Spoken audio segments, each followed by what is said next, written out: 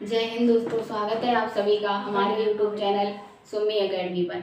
आज हम आपके लिए बहुत ही बेहतरीन टॉपिक लेके आए हैं जिसका नाम है वाच्य। वाच्य क्या होता है? वाच्य वाक्य का प्रकार है जिसमें प्रधानता को आधार माना गया है, यानी कि जिसमें कर्ता प्रधान हो, कर्म प्रधान हो और क्रिया प्रधान हो, उसे हम वाच्य कहते हैं। तो चलिए देखते हैं वाच्य कितने प्रकार का होता है। वाच्य 3 प्रकार का होता है। नंबर 1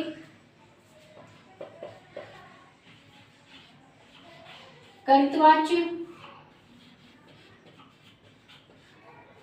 नंबर 2 कर्मवाच्य,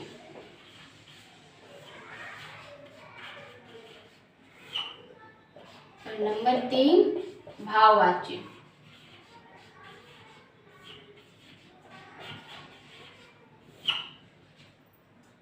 हमारा जो वाच्य है वो कितने प्रकार का होता है? 3 प्रकार का। हम किताबी तरीके से ना पढ़कर एक ऐसे तरीके से पढ़ेंगे जो बहुत सरल और सिंपल हो जाए, यानी हम जो किताबों की परिभाषा है उसे छोड़कर एक सरल तरीके से पढ़ेंगे, यानी ट्रिक से। तो हमारा जो वाच्य है इसकी परिभाषा क्या कहती है? जिसमें कर्ता को प्रधान रखा गया हो वहां पर हमारा कर्तवाच्य होता है। और कर्मवाच्य जिसमें कर्म की प्रधानता बताई जाए वहां पर हमारा कर्मवाच्य होता है। और जिसमें क्रिया की प्रधानता बताई जाए वहां पर हमारा कौन सा वाच्य होता है? भाववाच्य। लेकिन हम किस तरह से पढ़ेंगे? एक ट्रिक से। हम आपको कुछ वो शब्द देंगे, उससे आपके वाच्य से आने वाले हर क्वेश्चन सॉल्व हो जाएगा। तो चलिए, कर्तवाच्य जहां पर कर्ता के तुरंत बाद आपको ने कारक चिन्ह मिले, या कर्ता के तुरंत बाद कोई शून्य कारक चिन्ह मिले, तो वहां पर हमारा कौन सा वाच्य होगा? कर्तवाच्य। और कर्मवाच्य जहां पर कर्ता के तुरंत बाद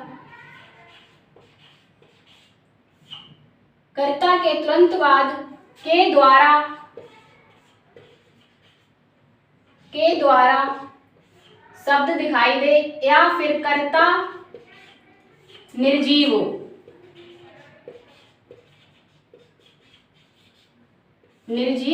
हो, वहां पर हमारा कौन सा वाच्य हो जाएगा? कर्मवाच्य। और भाववाच्य किसे कहते हैं? जहां पर हमारा कर्ता के तुरंत बाद से कारक चिन्ह दिखाई दे, से कारक चिन्ह, और ये वाक्य हमेशा अपने अंदर एक शब्द लिए होते हैं नहीं।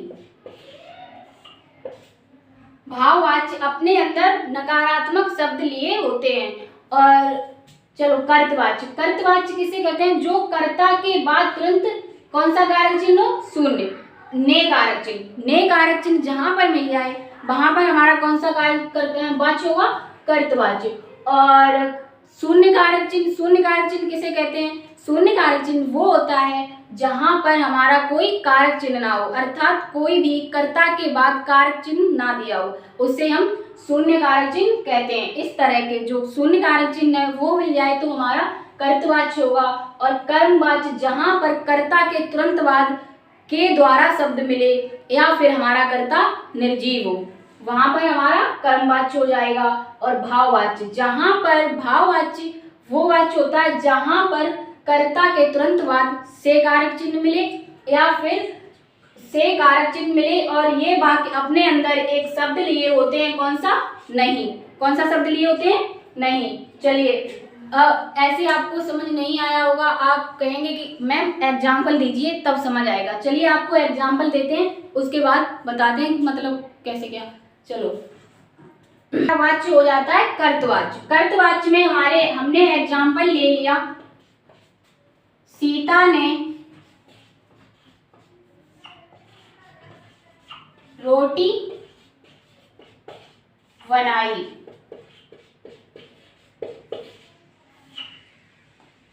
नंबर 2 हमने वाक्य ले लिया, राधा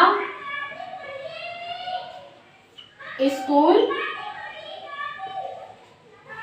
जाती है। नंबर 3, राम ने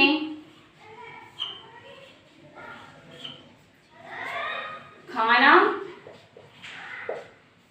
खाया। चलिए इसमें देखते हैं। तो हमने पहला हमारा वाक्य हो गया सीता ने रोटी खाई। तो हमने आपसे कहा था कि हमारा जहां पर हमारा कर्ता के बाद तुरंत शून्य कारक चिन्ह मिले, वहां पर ने कारक चिन्ह मिले, वहां पर हमारा कौन सा वाक्य हो जाएगा, कौन सा वाक्य हो जाएगा, कर्तवाच्य। और यहाँ पर जो हमारा कर्ता कौन है, सीता, अर्थात सीता के द्वारा कुछ काम किया गया। और जो हमारा कार्य करने वाला होता है वो क्या कहलाता है, कर्ता। और हमारा यहाँ पर सीता कर्ता है और कर्ता के तुरंत बाद हमें कौन सा कारक चिन्ह दिखा, ने कारक चिन्ह। कौन सा कारक चिन्ह, ने कारक चिन्ह। तो हमने आपको बताया था कि जहां पर हमें कर्ता के तुरंत बाद ने कारक चिन्ह मिले वहां पर हमारा कौन सा वाच्य हो जाएगा, कर्तवाच्य। तो हमारा ये कर्तवाच्य हो जाएगा। और हमारा दूसरा हो गया राधा स्कूल जाती है। तो हम राधा स्कूल जाती है, कौन जाती है, राधा। तो यहाँ पर राधा क्या हो जाएगा, राधा हमारा कर्ता हो जाएगी। राधा क्या हो जाएगी, कर्ता। और आप कर्ता के तुरंत बाद कोई आपको कारक चिन्ह दिखा, नहीं ना। जब कोई कारक चिन्ह नहीं दिखेगा तो वही तो हमारा कारक चिन्ह शून्य, अर्थात यहाँ पर हमारा कोई कारक चिन्ह नहीं है तो वहां पर हमारा कौन सा कारक चिन्ह होगा, शून्य। तो जहां पर हमारा शून्य कारक चिन्ह दिखे वहां पर हमारा कौन सा वाच्य हो जाएगा, कर्तवाच्य। कौन सा वाच्य, कर्तवाच्य। तो जहां पर हमें ने कर्ता के तुरंत बाद ने कारक चिन्ह मिले या फिर हमारा कारक चिन्ह शून्य हो तो वहां पर हमारा कौन सा कारक चिन्ह होगा, कौन सा वाच्य होगा, कर्तवाच्य। और हमारा तीसरा एग्जाम्पल है राम ने खाना खाया। राम ने खाना खाया। तो यहाँ पर हमारा कर्ता कौन है, राम। यहाँ पर प्रधानता किसकी बताई जा रही है, राम की। और राम के तुरंत बाद हमारा कारक चिन्ह कौन सा दिखा, ने कारक चिन्ह। कौन सा कारक चिन्ह, ने। और जहां पर ने कारक चिन्ह हो वहां पर हमारा कौन सा वाच्य होता है, कर्तवाच्य। कौन सा वाच्य होता है, कर्तवाच्य। तो हमारा ये कौन सा वाच्य हो जाएगा, कर्तवाच्य। और अगले हमारे एग्जाम्पल कर्मवाच्य के। अगला हमारा नंबर 2 कौन सा वाच्य हो जाता है, कर्मवाच्य। कर्मवाच्य किसे कहते हैं, जहां पर हमें कर्ता के तुरंत बाद के द्वारा शब्द मिले, अर्थात के द्वारा, किसी के द्वारा किया गया कार्य, तो वहां पर हमारा कौन सा हो जाएगा, कर्मवाच्य। अगर हमारा के द्वारा शब्द ना मिलकर तो हमारा कर्ता हमारा कैसा होगा, निर्जीव होगा। वहां पर हमारा कर्ता क्या होगा, निर्जीव। जहां पर हमारा कर्ता निर्जीव दिखे वहां पर कौन सा वाच्य होगा, कर्मवाच्य। कर्ता के तुरंत बाद कोई शब्द निर्जीव दिखाई देगा तो वहां पर हमारा कौन सा हो जाएगा, कर्मवाच्य। चलिए एग्जाम्पल देके समझाते हैं। जैसे हमारा पहला एग्जाम्पल हुआ पतंग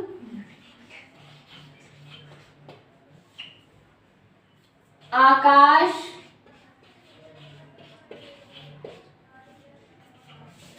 में उड़ रही है।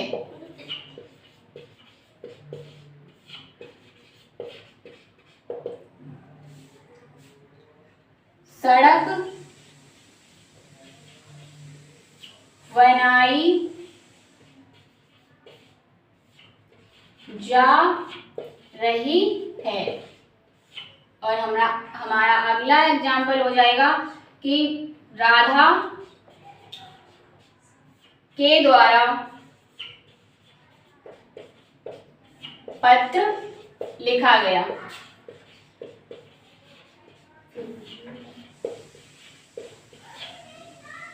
तो हमारे 3 एग्जाम्पल हो गए हैं और इसमें आपको बताना है कौन सा वाच्य होगा। जैसे पतंग आकाश में उड़ रही है, तो यहाँ पर पतंग आकाश में उड़ रही है। पतंग तो हमारा यहाँ पर के द्वारा तो शब्द छुपा हुआ है। पतंग या तो किसी के द्वारा उड़ाई जाएगी या फिर हवा में उड़ेगी। तो और हमारा एक कर्ता के तुरंत बाद निर्जीव मिलेगा। तो हमने कहा था निर्जीव, जो पतंग हमारी है वो निर्जीव हुई ना, तो यहाँ पर हमारा निर्जीव शब्द आया है, पतंग निर्जीव हुई। तो इस तरह से हम पहचान लेंगे कि ये हमारा कर्मवाच्य हो जाएगा। और हमारा के द्वारा शब्द मिलेगा कर्ता के तुरंत बाद। तो आप इस तरह से वाक्य बनाएंगे कि पतंग आकाश में उड़ रही है। तो पतंग किसी के द्वारा उड़ाई जाती है ना, खुद पतंग किसके द्वारा उड़ाई जाती है? किसी के द्वारा उड़ाई जाती है या फिर कोई हवा के द्वारा उड़ती है। तो यहाँ पर हमारा जो के द्वारा शब्द है वो किसमें, इसमें छुपा हुआ है और के द्वारा शब्द छुपा हुआ है, लेकिन हमारा जो ये शब्द है पतंग वो निर्जीव शब्द है, अर्थात सजीव ना होकर निर्जीव है। तो यहाँ पर भी हमारा कर्तवाच्य दिख रहा है कि हमने आपको बताया कि जहाँ कर्ता के तुरंत बाद कोई शब्द आपको निर्जीव दिखे तो वहां पर हमारा कौन सा, कर्मवाच्य हो जाएगा। और हमारा दूसरा एग्जाम्पल है सड़क बनाई जा रही है। तो सड़क बनाई जा रही है, सड़क किसी के द्वारा ही तो बनाई जा रही है, तो हमारा यहाँ पर के द्वारा शब्द छुपा हुआ है। और लेकिन सड़क हमारा क्या है, निर्जीव शब्द है, तो हमारा यहाँ पर सड़क क्या है, निर्जीव शब्द है, तो हमारा ये भी कर्मवाच्य के अंतर्गत आ जाएगा। और यहाँ पर और सड़क ऐसे भी बना सकते हैं कि सड़क किसी के द्वारा बनाई जाती है, तो हमारा यहाँ पर के द्वारा जो शब्द है वो छुपा हुआ है। और यहाँ पर हमारा तीसरा एग्जाम्पल हो जाता है राधा के द्वारा पत्र लिखा गया। तो यहाँ पर तो आप पहचान लो, क्योंकि यहाँ पर के द्वारा शब्द है वो हमारा सीधा सीधा दिख रहा है, छुपा नहीं है, लोप नहीं है। तो राधा के द्वारा पत्र लिखा जाता है, और जहां पर हमें के द्वारा शब्द दिखे वहां पर हमारा कौन सा वाच्य हो जाएगा, कर्मवाच्य। कौन सा वाच्य, कर्मवाच्य।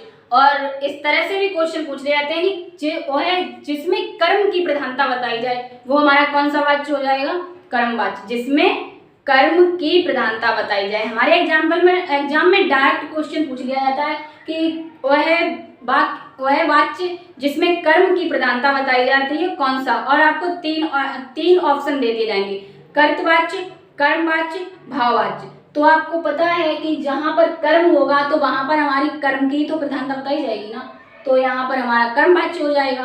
तो और हमने परिभाषा से ना देकर हमने आपको कुछ शब्द दिए हैं डायरेक्ट क्वेश्चन देखने के लिए, क्योंकि हमें एग्जाम में उसकी परिभाषा नहीं देनी है, हमें ये देखना है कि हमारा क्वेश्चन जल्दी से जल्दी कैसे सॉल्व होता है। इस तरह इसलिए हमने आपको कुछ शब्द निकाल के दिए हैं कि जहां पर के द्वारा शब्द हो और हमारा कर्ता के बाद तुरंत निर्जीव शब्द दिखे तो वहां पर हमारा कर्मवाच्य हो जाएगा। और अगला हमारा वाच्य है भाववाच्य। चलिए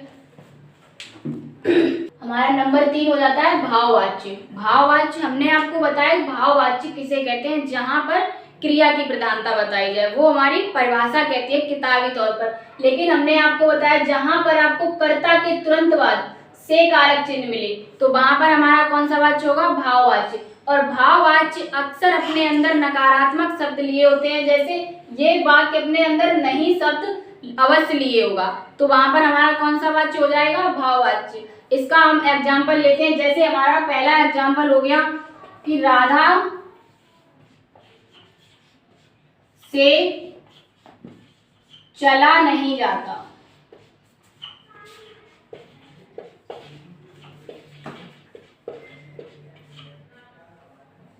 मोहन से, हमारा अगला एग्जाम्पल, मोहन से लिखा नहीं जाता।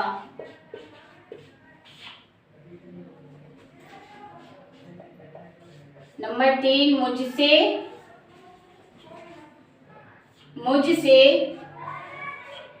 मोहन से लिखा नहीं जाता।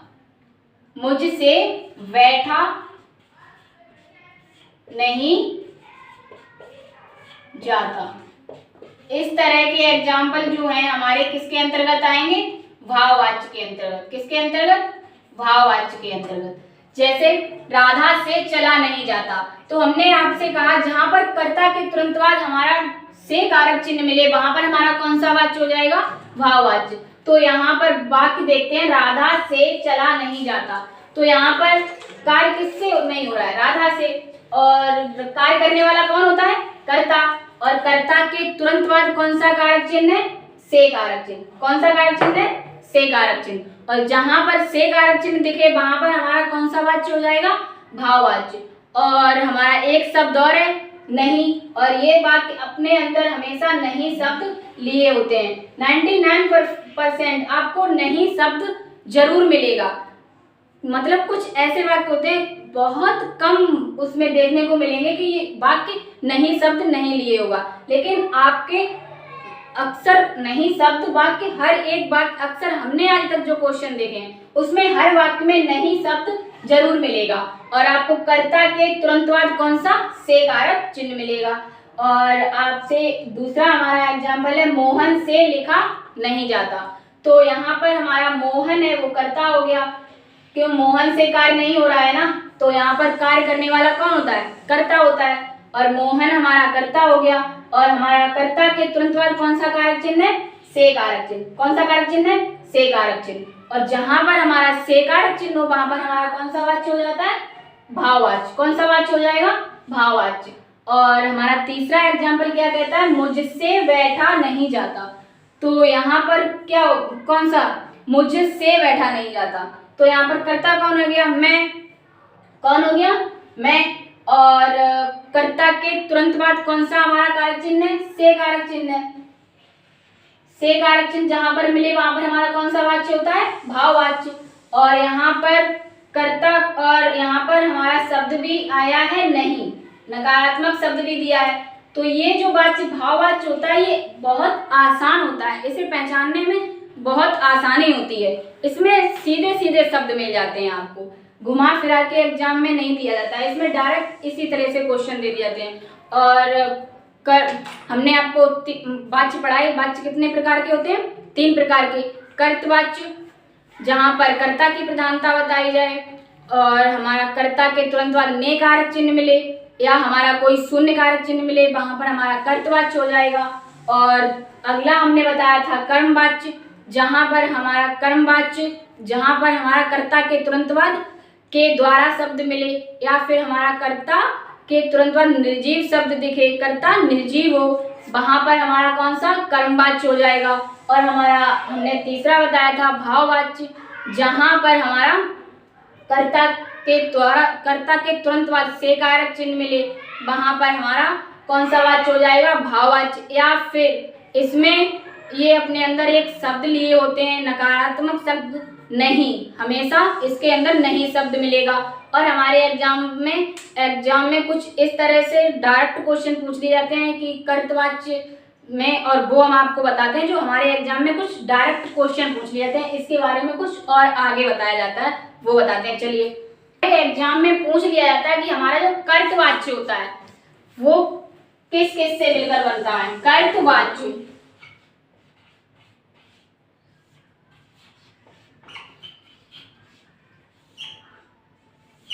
कर्तवाच्य में हमारी कौन कौन सी क्रिया होती है, इसमें ये हमारी इसमें एग्जाम्पल दे दिया जाता है। इसमें कर्तवाच्य है वो हमारा किस क्रिया से मिलकर बना है, इसमें सकर्मक क्रिया होती है, सकर्मक प्लस अकर्मक। जहां पर हमारी सकर्मक और प्लस अकर्मक दोनों क्रियाएं मिले वहां पर हमारा कौन सा वाच्य होता है, कर्तवाच्य। और कर्मवाच्य के अंतर्गत कौन सी क्रिया आती है, कर्मवाच्य। कर्मवाच्य के अंतर्गत हमारी क्रिया हमेशा कौन सी होती है, सकर्मक। यहां से हमारा डायरेक्ट क्वेश्चन पूछ लिया जाता है। देखियो यहाँ पर देखो, कर्म क्या दिया है हमारा, कर्म। जहां पर हमारा कर्म, तो यहाँ पर हमारा कर्म होगा तो हमारी प्रधानता किसकी बताई जाएगी, कर्म की। तो यहाँ पर जहां पर हमारी कर्म की प्रधानता बताई जाए वहां पर हमारा कौन सा वाच्य होता है, कौन सी क्रिया होती है, सकर्मक। तो ये हमारा जो है सकर्मक क्रिया के अंतर्गत आ जाता है। और हमारा अगला होता है भाववाच्य। भाववाच्य भाववाच्य क्या होता है, जिसमें हमारी क्रिया की प्रधानता बताई जाए, और जहां हमारी क्रिया की प्रधानता बताई जाए तो वहां पर हमारा प्रभाव किस पे पड़ता है, कर्ता पे। तो वहां पर हमारी कौन सा वाच्य, वो क्रिया होगी अकर्मक क्रिया। यहाँ पर हमारा कर्म नहीं होता, जहां पर हमारी क्रिया की प्रधानता बताई जाए वहां पर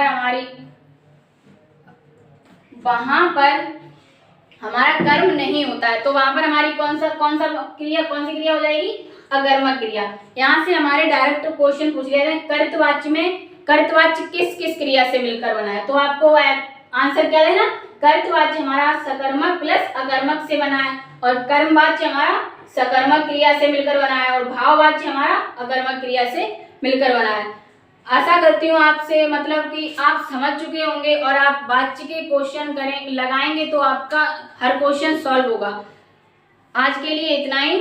अगर वीडियो अच्छा लगा हो तो लाइक शेयर एंड सब्सक्राइब करना ना भूलें। आज के लिए इतना ही। जय हिंद।